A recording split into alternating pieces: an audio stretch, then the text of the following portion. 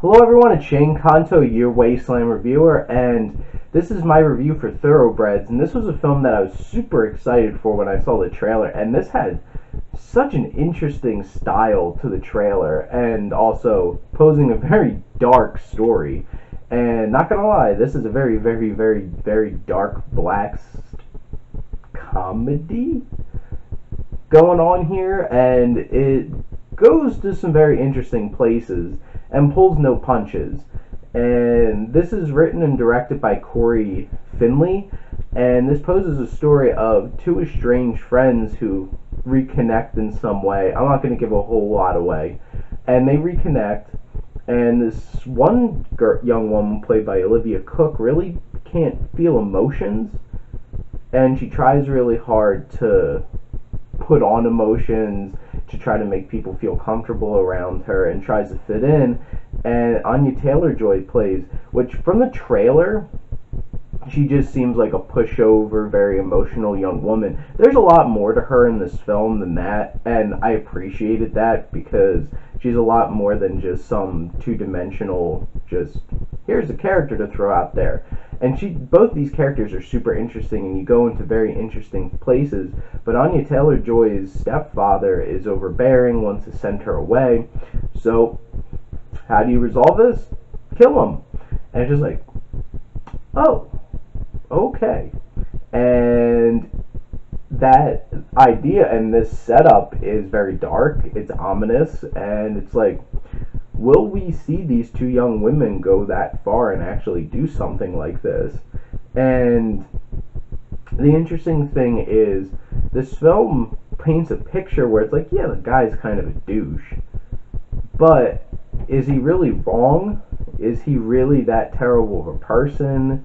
And like, is this girl really that innocent? And it poses a lot of issues that it's like, I don't know where I lie on this. And honestly, when you're posing an idea like killing somebody, it's like, that's really dark and goes really far, and that's a really tough decision to make. And this film poses this situation, and you have a lot of moral dilemmas going on in this film, and I think that's one of the big things about this film, is that it makes you think.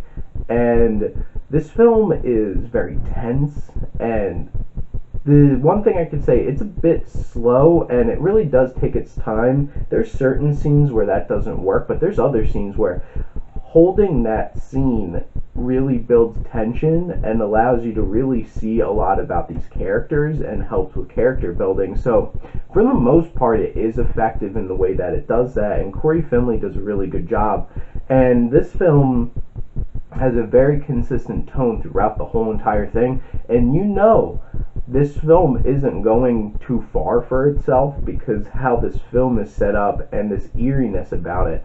And the music from the trailer is in this film, and all the score is based around that kind of like, or like, and like all of that kinds of sounds from, look up the trailer, I'm not going to try to mimic the music, but it's really unsettling and aggressive and animalistic. And it's interesting that they use those tones and stuff throughout this film in like short bursts, but then there's scenes where it goes full blown, and it's just like, this is really eerie and uncomfortable and perfect for this film and the tone that they're trying to do, which Eric Friedlander does a fantastic job creating such a weird, outlandish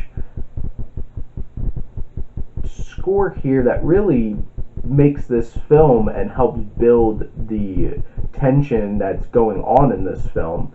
And the DP, Lyle Vincent, our director of photography, this is unbelievably well shot. And it would be an understatement for me to say this is Kubrickian, which we're getting to a point where so many people are very, very highly influenced by Stanley Kubrick that we're seeing his style pop up in like Yorgos Lanthimos. I talked at great length about how amazing the cinematography was in that film for The Killing of the Sacred Deer, and this film has very similar, very slow zooms, zoom ins, zooms out, these tracking shots down corridors, these well set up camera shots that don't necessarily, like, if you're having a conversation, usually it's a lot of cutting back and back and back, or having this just set camera shot at a distance, because that's the big thing about this film, is that this film is emotionally distant. You never feel super connected with the characters. You never really feel like you're connecting with them and feeling bad for them, which they're in such a weird place, and it keeps you at that emotional distance. It's kind of hard to connect with them, but it's still a point where it's like, on some level, for this to really hit home, you need to have that connection. And that's the one big drawback from this film.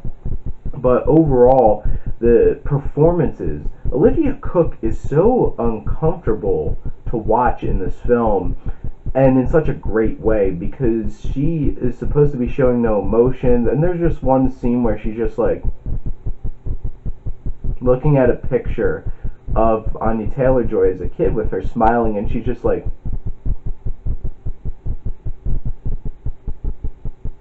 and it's like her trying to mimic that smile and really trying to, and she makes this perfect line, and some of the dialogue in this is fantastic, and this is in the trailer, she's like, just because I can't feel the, just means that I have to try harder to be a good person.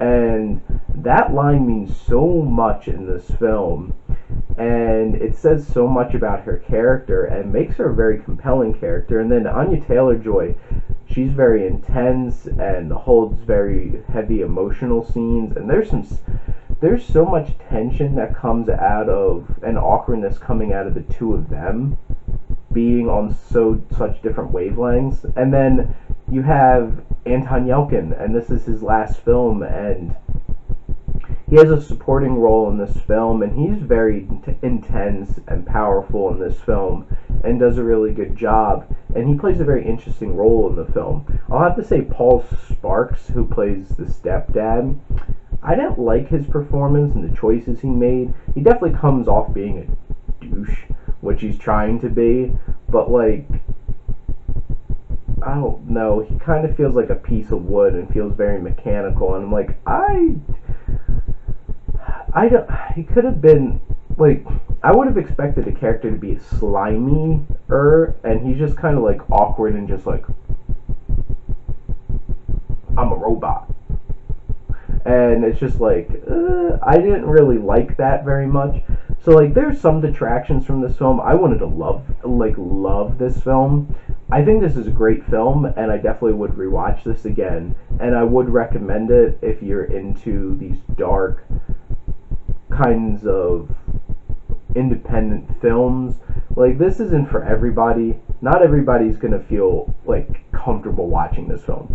I didn't feel necessarily comfortable watching the film either, but I appreciated what the film was trying to do, and it did hit a lot for me. And that's why I'm going to give Thoroughbreds a B+.